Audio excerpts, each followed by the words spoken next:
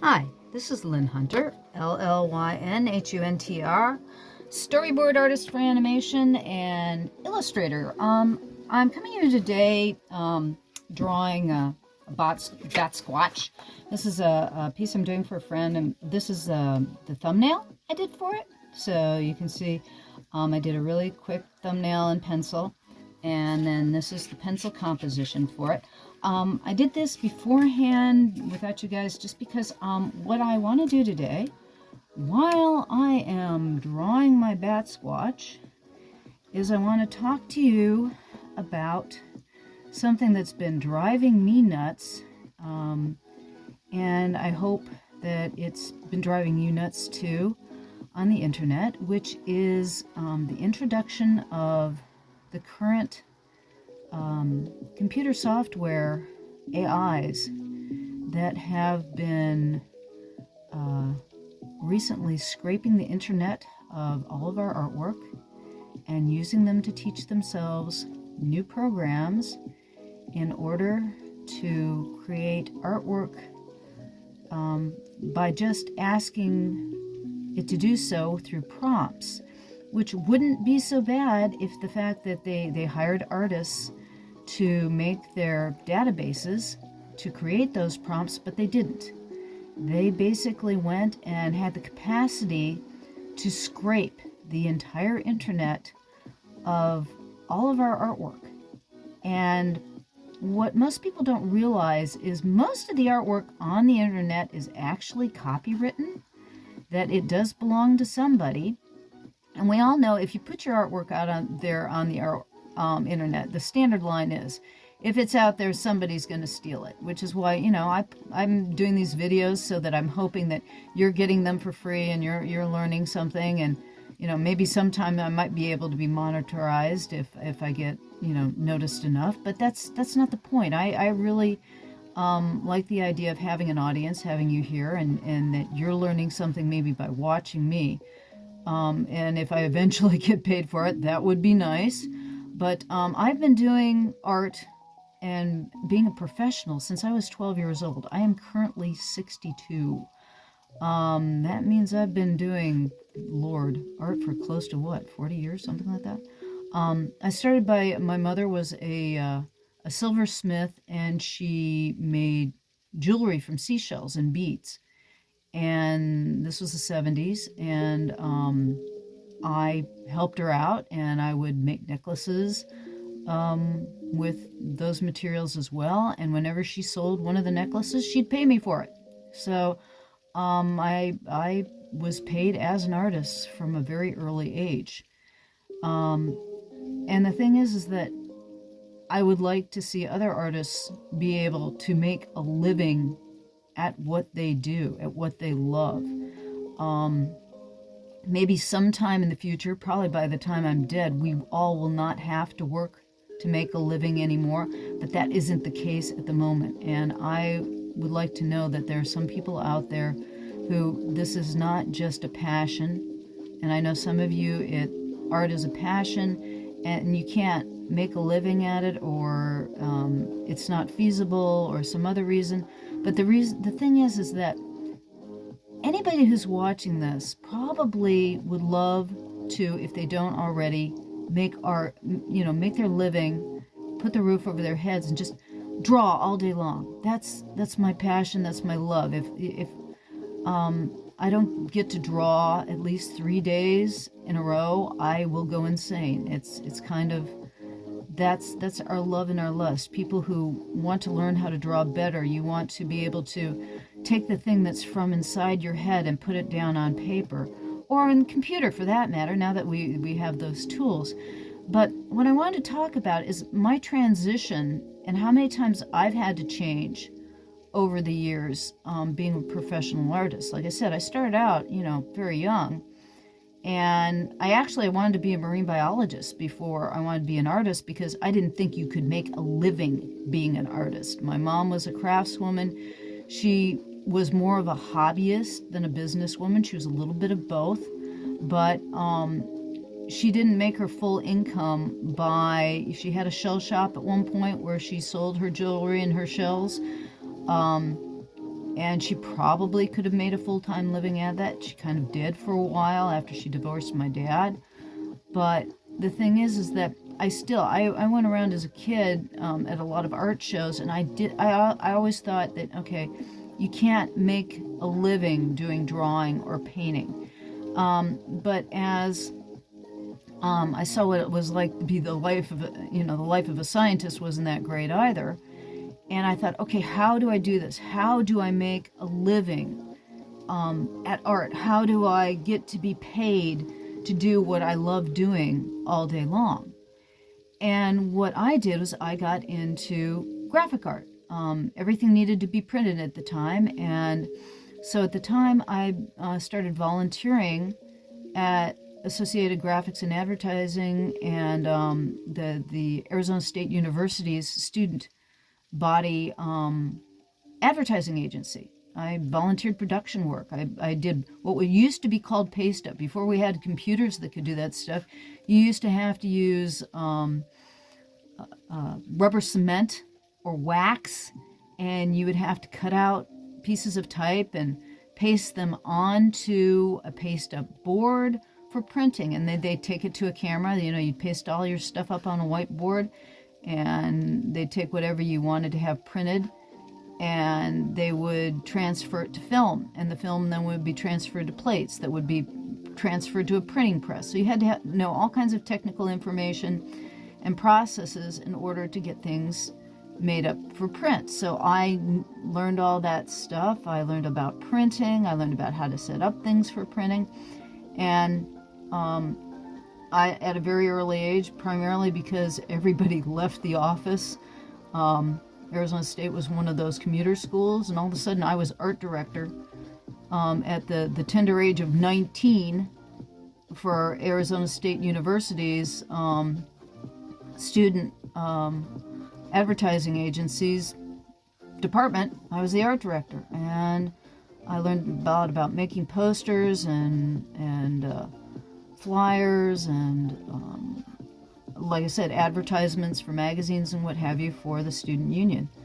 And the thing is that I used that, I parlayed that. I went to school in Los Angeles at Art Center College of Design, and I did some part-time jobs with my production artwork while I was going to school. I finished off my college degree at Cal State Northridge. And one of the first jobs I got out of there was I started trying to look for illustration jobs because that's what I really wanted to do. I wanted to be an illustrator. And again, you were limited to magazines. You were limited to advertising. The number of places they used illustration were limited to books, advertising, and magazines, posters, that sort of thing. But again, there weren't a lot of jobs out there for that. And the top-notch people were, it was the age of illustration, and the best artists got, the best magazine jobs.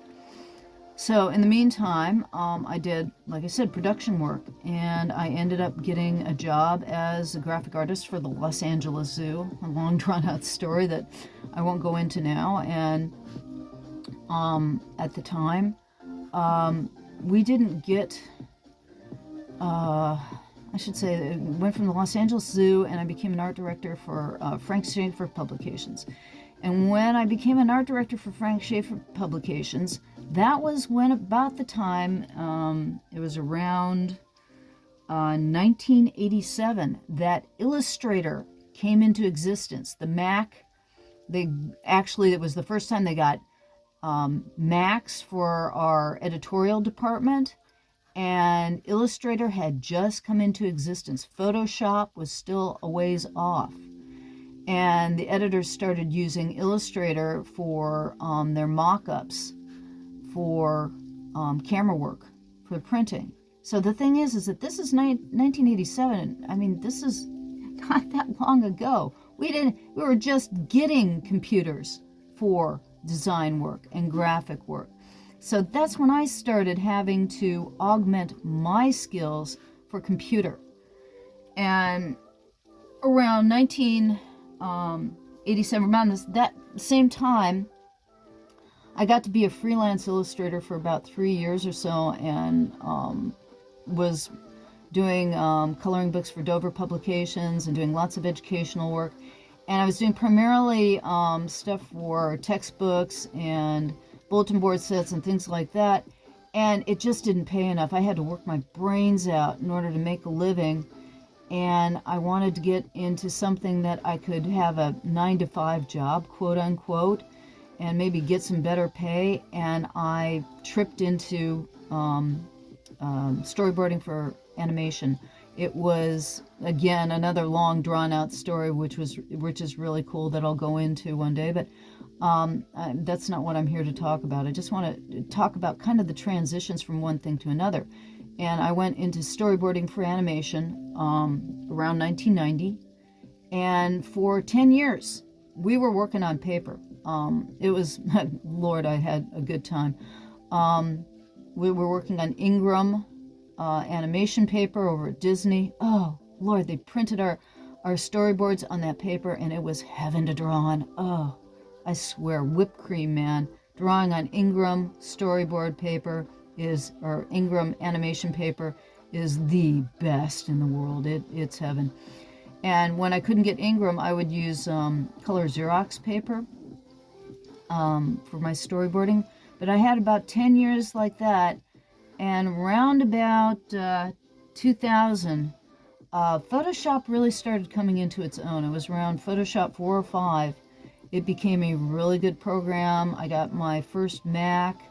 I started augmenting my illustration work, scanning it into the computer occasionally and augmenting it in Photoshop. I would still, I did a lot of illustration work for Legend of the Five Rings and the company called AEG.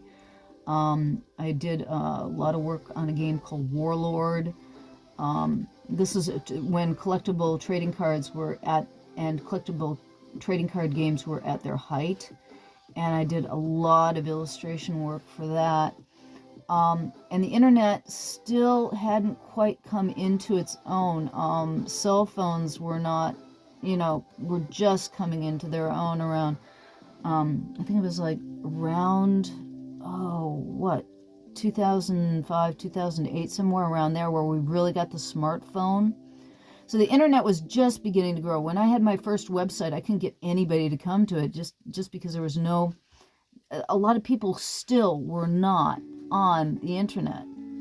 And so it's like, it just wasn't the same kind of environment that we have today. And much of your connections on the internet have really only come into their own in less than the past 10 years.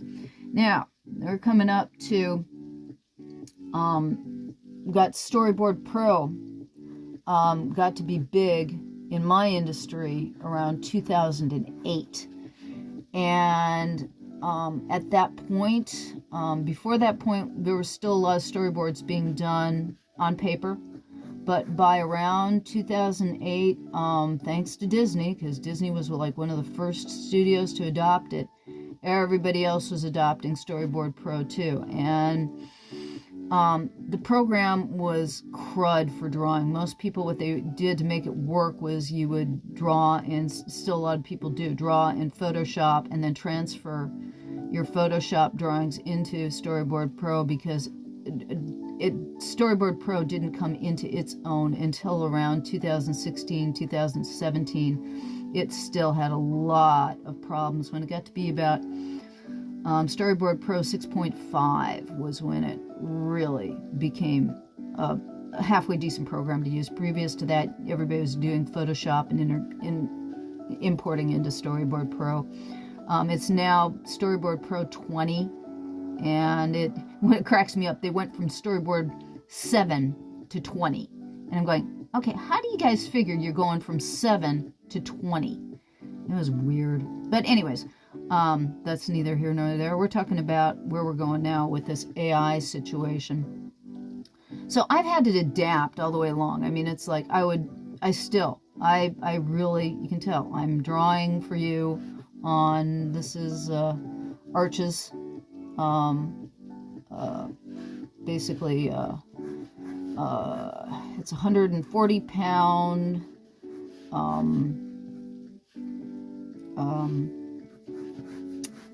300-gram paper. I still draw on paper. I have adapted fully to computer. I like both. I like both for different reasons and for different purposes. And I especially like the physical stuff like paper just because of the way it reacts, the way it feels. It's tactile. It's immediate, whereas with computers still isn't fast enough for me. I can't afford, the super fast computer, and there's still lag time between when I put a stroke down with my stylus to when it goes from the computer and onto the surface of whatever I'm drawing or painting on computer.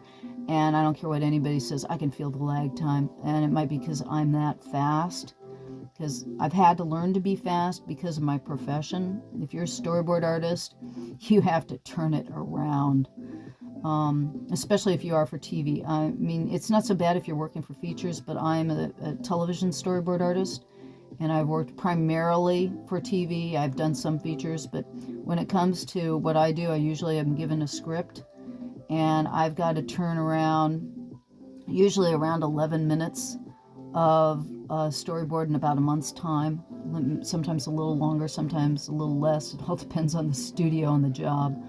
But because of that, I've learned to draw pretty fast. But anyways, again, getting back to AI, getting back to what we've done in the industry. So basically, all the computer stuff that I've gone through thus far has been about changing tools. It's, Photoshop is a tool. Toon Boom Storyboard Pro is a tool. I always said it's the difference from me using pen and paper or pencil and paper to, using a stylus and a computer program. It's still paint. It may be pixels, but it's still like using a brush and paint. It's still like using a pencil and paint. There are alternate ways of erasing. There are alternate ways of, copying. I mean, I used to go to the Xerox machine to copy and paste stuff when I didn't have, the cut and paste piece on Storyboard Pro or Photoshop program. It's a tool. AI is not a tool. What they've done with the current programs and the software, and the reason why AI has gone insanely over the past 6 months, folks, is because they stole everyone's artwork. They went on the internet, and under the auspices of we're using it for learning, it's fair use because we're using it to teach the tool. We have access to everything that's on the internet.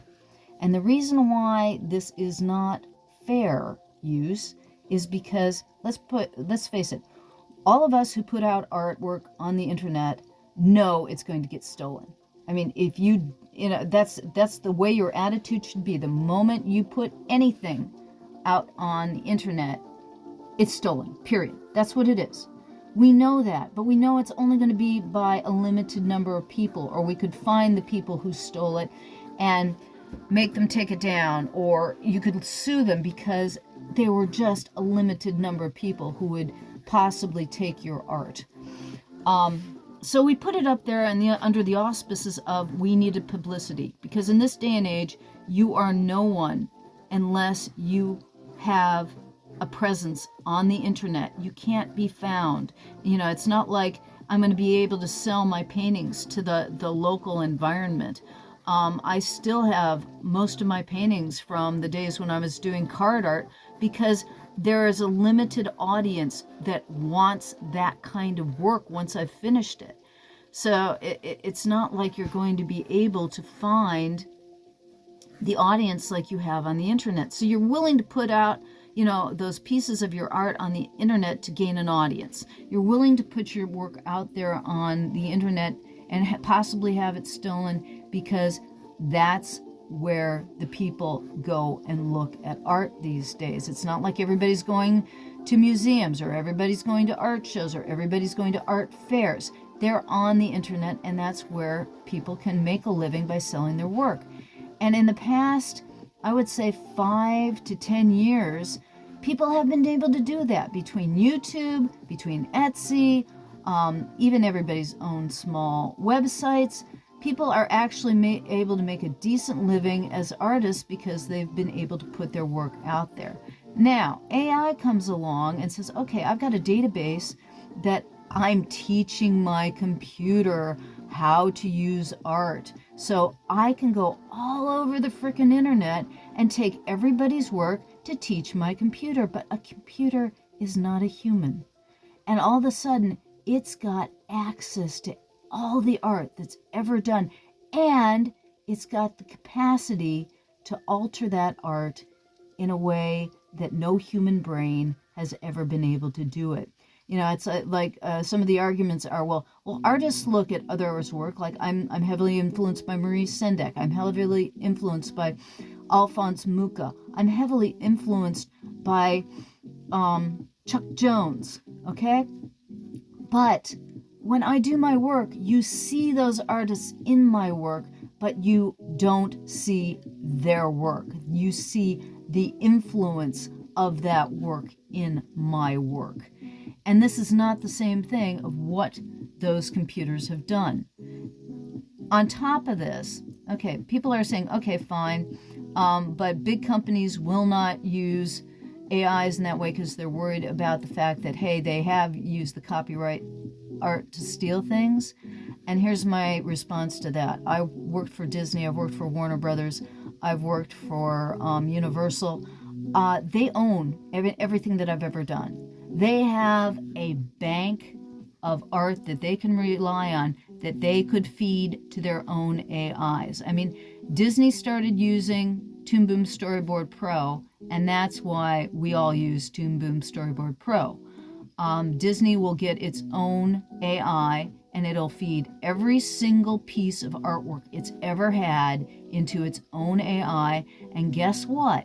All the concept artists, all the storyboard artists, they won't need those people because they have their own art in the first place that they can rely on to create their own databases. So there goes that right there.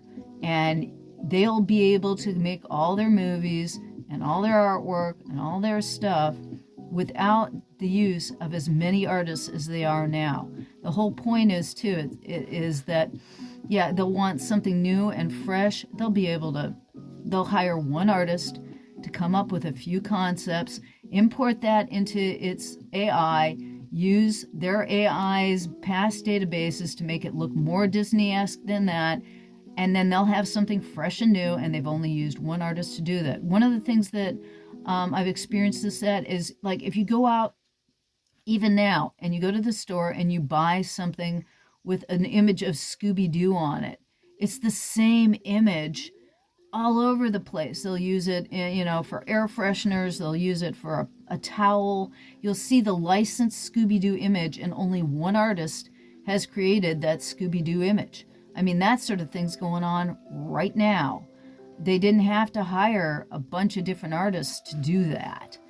And it's going to get worse with AI.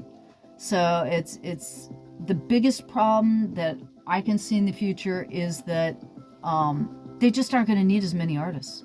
They just aren't. We had this, I was thinking when I was younger, there were only a few people who could actually do art then. You had to live in New York City. If you wanted to be an illustrator, you had to live in the city that was producing the art. So if you wanted to be, say, a book artist for children's books, you had to live somewhere near New York City. You had to live somewhere near the publisher. If you wanted to do magazines, same thing. Or if you wanted to do things for the advertising industry, you had to live in that city. There were only a few artists who could do it. there was a minimal number of artists who were available to do it. And what's going to happen now, once we had the internet, and I'm competing with people, and you're competing with people from Brazil and Germany and Taiwan. So it's not just the art, it's also the amount of money. I mean, it's like somebody who lives in Taiwan can do the same thing you're doing for a lot less money. And so somebody can hire them for a lot less money. Well, the same thing's going to happen with the AI. Why even hire an artist? I'll just pay the AI, or I'll pay the rental fee for the AI. There's that sort of things going on with clip art nowadays. Rather than hire an illustrator to do stuff, they hire clip art services. So again, all the things that we're experiencing now with the internet having infringed is just going to get worse now that you can hire, the AI service to do it rather than hire an artist to do it. And it's not going to be the end of art. That it's not going to be. Because let's face it, if you're watching this, you're an artist or you enjoy art, and you know what it's like to see something that's done by hand. But the number of people who want something original and done by hand, again, are few and far between. Most people are looking at cost. They're looking at how much do I have to spend to get something done. So I'm frustrated with the AI situation. I'm going to go out and try it just because, let's face it, it's what's going to happen, and I want to know, what it's like to do the AI work and what happens when you just put prompts in and you get something out. But we've all got to be really concerned about it. What I would highly recommend, I've got a whole bunch of links down below of some of the really good videos that have been done out there already concerning AI, people's concerns and what to do about it. The first link that's down there is for donation concept artists. Basically, they've got a GoFundMe going to try to put a slowdown or a halt or regulation on what the artificial intelligent folks can feed into their computers. Like I said, it's not going to stop the AI. It's not going to stop Disney or Universal or any of the other studios from eventually creating their own AIs to, feed in their own material to. Now, you got to remember, too, when we're talking AI, computer animation's been using AI, types of AI forever. And it's just this particular type of AI that's going on, the various companies that are doing it's basically text or the prompts to art creations are the big problems. Just primarily because they've stolen copyrighted materials off the internet, and that's where the big problems lie. But the fact that this type of technology exists, and that if you're planning on being a professional artist in the future, you're going to have to learn to adapt, whether you like it or not. It's kind of like what I did. I mean, I started in graphic design because that's where the money was. That's where I could make a living. What's going to have to happen in the future is we have more and more automation, and there's more robotics, and there's more machines that are taking over the jobs of human beings, is that there's got to be a compensation for the fact that we don't need work anymore. So why, we have to pay for the roofs over our heads and the food in our stomachs. And there's got to be a new thought of how do we redistribute wealth, and how work is done and why work is done. Personally, I don't know about you guys, but I'm looking forward to the day, and it's coming soon for me, because guess what? Like I said, I'm 62 years old. I actually, because I've worked in a profession that has a pension, I actually get to retire. I get to have, I have a place that has been taking out money from my paycheck and putting it into an account. And at age 65, I get to say, hey, somebody will take care of that roof over my head. And I the money that I've saved will pay for the food in my stomach, so I can actually do art with not having to worry about the roof over my head. And quite sincerely, that's something we should be talking about too. Why can't people, why do we have to work so hard to keep a roof over our heads and food on the table? And that's what I've been doing for the past, 40 years, is finding ways to make my art do that. What do I really want to do? What you're looking at right in front of you. I want to draw Batsquatches all day. I want to do comic books. I want to tell stories. There are things that I haven't been able to do because I basically was telling other people's stories, not my own, because I wanted the paycheck for the roof over my head. And I either didn't have the right luck, the right happenstance, the right circumstance, because only a few people get to tell their own stories. And a big part of that is luck. Big part of that is not because you're not creating the thing that everybody wants, but because you weren't the one who got the contact with the right person for what everybody wants. So that's another story altogether. But still, this thing is going to kill the opportunities.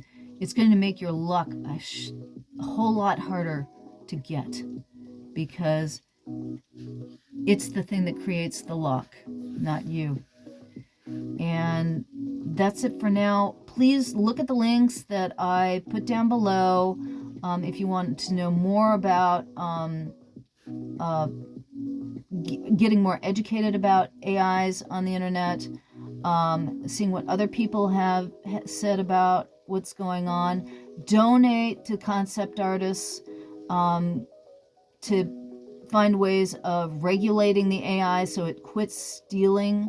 You can't stop what it's already done. That's the really sad thing. It went out there and probably stole all the contemporary artwork that's on the internet, and there's no way to get it back unless we shut down their AIs altogether. And I don't know whether that's the solution either. It's not. AI is here to stay. The best thing to do is try to find ways that you can continue to make art and make a living off of it. The other thing is that don't stop making art. Whatever you do, just keep drawing, keep creating. There's going to be somebody who really wants to see what you have to do. That's about it. I just wanted to put my 2 cents in on this topic. Like my video, subscribe to the channel. I do a lot of what you're seeing in front of you.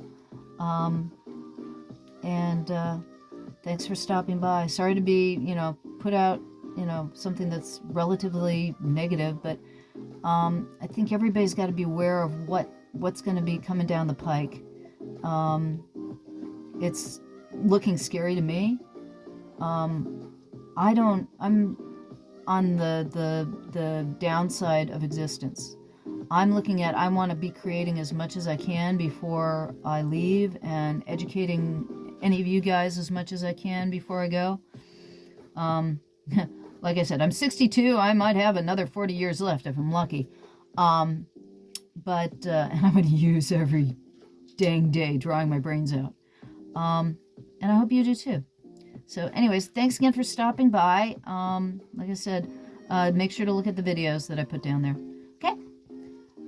This is Llyn Hunter, Llynhunter. I'll be back next week. Thanks for stopping by. Bye-bye.